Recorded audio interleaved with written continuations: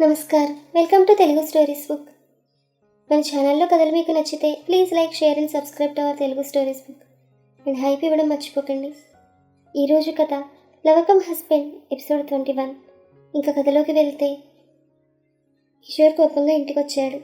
శ్రావణితో, మనం కృతిని తీసుకుని మన ఊరు వెళ్ళిపోతున్నాం, నువ్వు వెళ్ళి తన బట్టలు సర్దేసే అన్నాడు. ఏమైందండి, ఎందుకలా అంటున్నారు అని అడిగింది శ్రావణి. కానీ కిషోర్ ఏం మాట్లాడకుండా చాలా కోపంగా కూర్చున్నాడు. కాలేజీ నుండి బయటకు వచ్చిన కృతి రిషి కోసం వెతికింది, కానీ తను ఎక్కడా కనపడలేదు. తను దూరం నుంచి చూసింది రిషి తన తండ్రితో మాట్లాడడం. రిషి ఫోన్కి కాల్ చేసింది. రిషి ఫోన్ లిఫ్ట్ చేసి, హలో ఎవరు అని అడిగాడు. నేను, ఇది మా అమ్మ నెంబర్ అంది కృతి. హే, నీ ఫోన్ ఏమైంది అని అడిగాడు రిషి. అది వానకు తడిసి పనిచేయట్లేదు. నువ్వెక్కడా అని అడిగింది కృతి. నేను రూమ్కి వెళ్తున్నాను. ఏ అని రిషి అనగానే, నేను ఇంకా కాలేజీలోనే ఉన్నాను, ఒకసారి మన పార్కుకి రా, నేను ఎంట్రన్స్లో ఉంటాను కాల్ కట్ చేసింది కృతి. ఈలోపు కృతికి కాల్ వచ్చింది వాళ్ళ నాన్న నుంచి. కృతి ఫోన్ లిఫ్ట్ చేయగానే, కృతి నువ్వు ముందు ఇంటికి రా అని సీరియస్గా ఫోన్ పెట్టేశాడు కిషోర్. దాంతో కృతి మళ్ళీ రిషికి కాల్ చేసి, నువ్వు మా నాన్నతో ఏం మాట్లాడావు అని అడిగింది. అరే, పార్క్ దగ్గరికి రమ్మన్నావుగా, వచ్చాక చెప్తా అన్నాడు రిషి. లేదు రిషి, ఇప్పుడే మా నాన్న కాల్ చేశారు, ఎందుకు అర్జెంట్గా రమ్మన్నారు, నేను వెళ్తున్నాను, మనం తర్వాత కలుద్దాం, నువ్వు మా నాన్నతో ఏం మాట్లాడావో అది చెప్పు ముందంది. ఏముంది, నన్ను నీకు దూరంగా ఉండమని వార్నింగ్ ఇచ్చాడు, నేను కుదరదు అదే మాట నీకు చెప్పమన్నానన్నాడు రిషి. ఆ మాట కృతి కంగారుగా, అంతేనా, ఇంకేం లేదుగా అని అడిగింది. ఇంకేం లేదనేసి, ఉంది అన్నాడు చాలా కూల్గా రిషి. ఇంకేముంది అని అడిగింది కృతి. నేను మీ నాన్నని ప్రేమతో మావయ్య అని పిలిచానన్నాడు. ఆ మాట కృతి పెద్దగా, మావయ్యనా అని అడిగింది. రిషి వెనుక నుండి కృతి భుజం మీద చెయ్యి వేసి, అవును డార్లింగ్, మావయ్య అన్నాననగానే కృతి రిషితో, నువ్వు మీ రూమ్ దగ్గరలో ఉన్నానన్నావు అని అడిగింది. నువ్వు మీ నాన్నతో వెళ్ళిపోయావు అనుకుని నేను వెళ్ళిపోయాను, నువ్వు కాల్ చేయగానే రిటర్న్ అయ్యానంటూ భుజం మీద చెయ్యి తీయకుండానే నడుస్తున్నాడు రిషి. మా నాన్న ఏమని పిలిచావు అని అడిగింది కృతి. ఇందాక చెప్పాగా. ఇప్పుడు చెప్పు. మావయ్య అని పిలిచాను. మనం లవ్ చేసుకుంటున్నామని కూడా చెప్పావా? లేదు, కాకపోతే మీ బాబు కనిపెట్టే ఉంటాడు. ఆ మాటలు కృతి సైలెంట్గా ఉండడం చూసి, ఏంటి చిన్ను, కోపమా, ఏం చేయని చెప్పు, మీ నాన్న నన్ను నీకు దూరంగా ఉండమని వార్నింగ్ ఇచ్చాడు, నాకు సంఖ్య తిరిగింది, అందుకే అలా అన్నానన్నాడు రిషి. నీ పాటికి నువ్వు అన్నావు, ఇప్పుడు ఇంటికి వెళ్తాయని నన్ను ఏమంటాడో అని భయం వేస్తోందంది కృతి. ఉన్నదే చెప్పు, మనం ఒకరంటే ఒకరికి ప్రాణమని, మనం లవ్ చేసుకుంటున్నామని అన్నాడు రిషి. అప్పుడు ఆయన అంటాడు నా వాయి తీస్తానని, నీ సంగతి తేలుస్తా అని అంది కృతి. అయితే పద, నేను కూడా వస్తాను, అమీ తుమీ తేల్చేద్దామన్నాడు రిషి. అయ్యా మహాప్రభు, నువ్వు చేసింది చాలు, నేను వెళ్ళి ఏదో ఒకటి కవర్ చేస్తానంది కృతి. ఓకే, అయితే వెళ్ళి ఏమైందో నాకు కాల్ చేయన్నాడు రిషి. నేను మిత్రా సెల్ నుండి కాల్ చేస్తాను, నువ్వు మాత్రం రావద్దు సరేనా అంటూ వెళ్ళిపోతుంటే, సారీరా, నా వల్ల నువ్వు ఇబ్బంది పడుతున్నావు అన్నాడు బాధగా రిషి. అదేం లేదులే, కానీ నువ్వు ఇవాళ నుంచే కదా బేకరీలో పార్ట్ టైం జాబ్లో జాయిన్ అయ్యేది అని అడిగింది కృతి. అవును, అందుకే రూమ్కి వెళ్ళింది అనగానే కృతి తనకి బాయ్ చెప్పి వెళ్ళిపోయింది. రిషి కూడా తన రూమ్కి వెళ్తూ మిత్రాకు కాల్ చేసి జరిగిందంతా చెప్పాడు. రిషి మాటలు విన్న మిత్ర, అరే నీకు కొంచెం కూడా ఓవర్ అనిపించడం లేదు, అంకుల్ని డైరెక్ట్గా వాన్ చేయడమే కాక మావయ్య అని పిలుస్తావా, ఇంకా కృతిని తీసుకెళ్ళిపోతాడు ఇక్కడి నుంచి ష్యూర్ అంది మిత్ర. ఆయనకంత సీన్ లేదు, అయినా నా డార్లింగ్ అలా అమాయకంగా కనపడుతోంది, కానీ నా పొట్టి చాలా గట్టిది, కావాలంటే చూడు ఆయనకి ఎలా నచ్చ చెప్తుందో అన్నాడు రిషి. నాకొకటి మాత్రం ఆశ్చర్యం, ఎలారా మీ ఇద్దరు ఒకరినొకరు అంతలా తెలుసుకున్నారు? నిన్న అది కూడా అంతే, నువ్వు ఖచ్చితంగా ఇంటికి రావు కానీ కనిపెట్టుకుని ఉంటావు అంది, నువ్వు అలాగే చేసావు. చూద్దాం మరి ఇప్పుడు కృతి ఏం చేస్తుందో. నేను ఇంటికి బయలుదేరాను, వెళ్ళాక నీకు మెసేజ్ చేస్తాను. అవును, అభిని చూసొచ్చావా అని అడిగింది మిత్ర. ఎక్కడా, మా మామ వచ్చిన మూడంతా ఖరాబ్ చేశాడన్నాడు రిషి. సరే, రేపు ముగ్గురం వెళ్దాం అనగానే, నేను వాటి నుంచి పార్ట్ టైం జాబ్లో జాయిన్ అవుతున్నాను, సండే వెళ్దాం, నువ్వు నాకు విషయం ఏంటనేది మెసేజ్ చేయి, మా మామ వెళ్ళాక కృతిని కాల్ చేయమని చెప్పి ఫోన్ పెట్టేశాడు రిషి. కృతి ఇంటికి వచ్చేసరికి ఇంట్లో అందరూ డల్గా ఉన్నారు. కిషోర్ చూపులతో భస్మం చేసేలా చూస్తున్నాడు.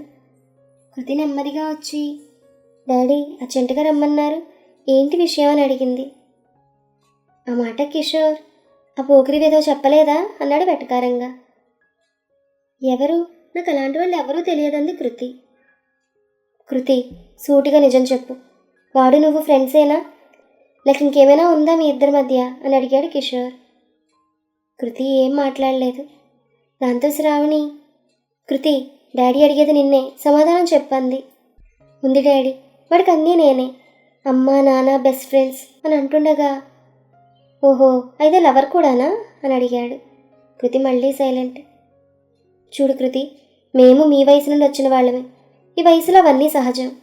నువ్వు వాడికి ఎంత చనువిస్తే వాడు నాతో అంత ధైర్యంగా మాట్లాడాడు. అక్కడే అర్థమైంది మీ ఇద్దరు బెస్ట్ ఫ్రెండ్స్ అనే స్టేజ్ దాటి లవర్స్ అయ్యారని అన్నాడు కిషోర్.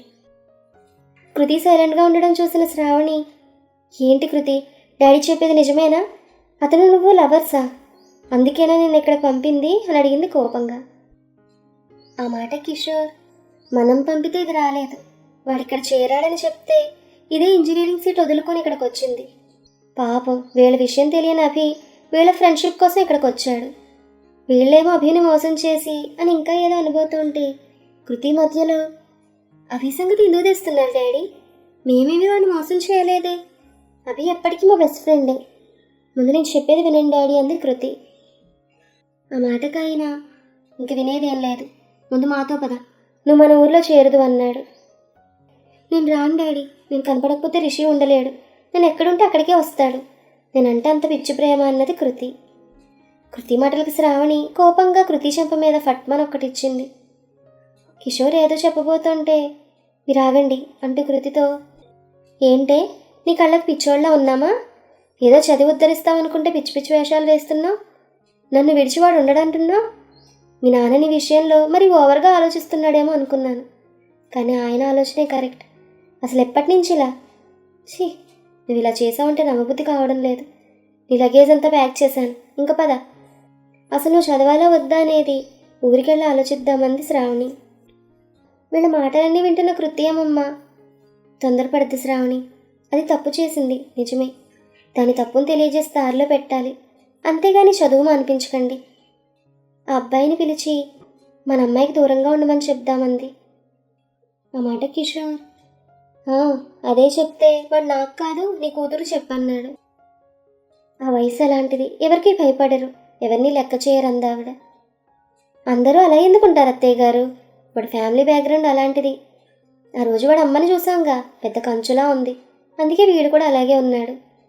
దానికి తోడు నేను సుప్రజ వాళ్ళ కాలేజ్ అనుకుంటే ఇవాళ వీళ్ళ కాలేజీలో కూడా మోసారు వీడిని, వాడేమో హీరోలా ఫీల్ అయ్యి నాకే వార్నింగ్ ఇచ్చాడని. కానీ మధ్యలో శ్రావణి మాట్లాడుతూ, ముందు మన బంగారం మంచిదైతే తర్వాత వేరే వాళ్ళకి పేరు పెట్టచ్చు, దీనివల్లనే అంతా అంటూ కిషోర్తో, మీరు వెళ్ళి రాత్రి బస్కి టికెట్స్ బుక్ చేయించుకుని తీసుకురండి అంటూ కృతి దగ్గర ఉన్న తన ఫోన్ తీసుకుని కృతిని అక్కడ కుర్చీలోకి తోసి, నేను చెప్పే వరకు ఇక్కడి నుంచి కదిలావంటే కాళ్ళు విరగ్గొడతానంది.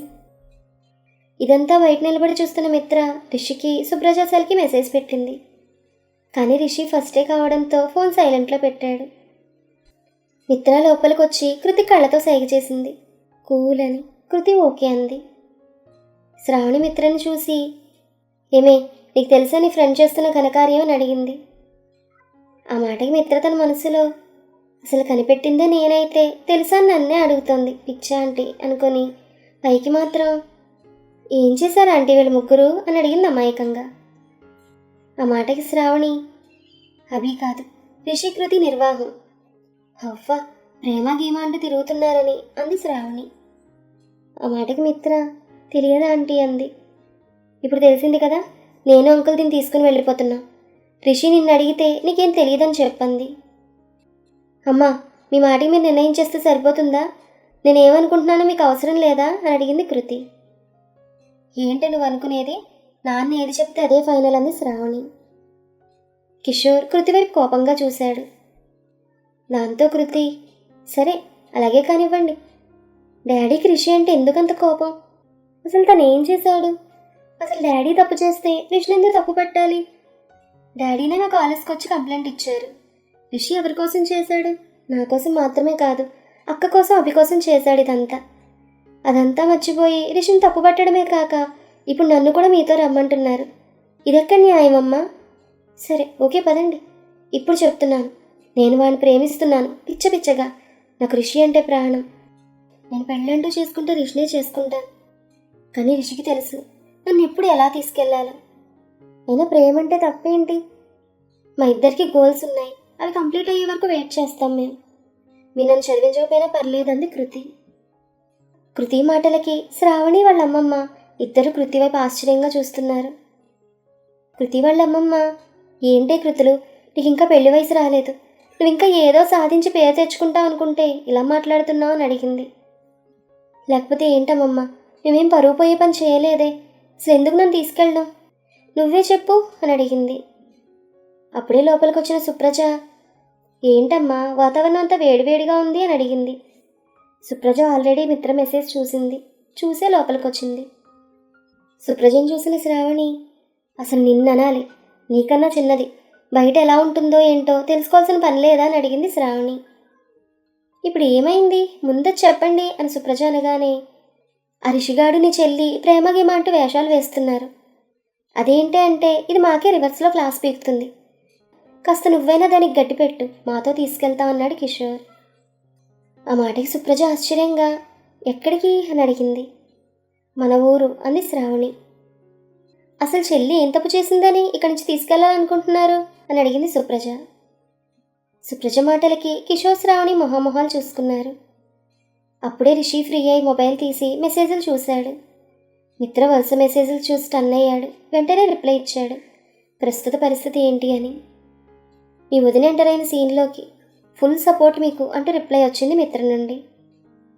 ఇక్కడ శ్రావణి మాట్లాడుతూ, ఎందుకంటావేంటే తింగర్దానా, ఇది చదువు పక్కదారి పట్టించి ప్రేమంటూ తిరిగితే మన పరువు ఏమవ్వాలి అని అడిగింది శ్రావణి.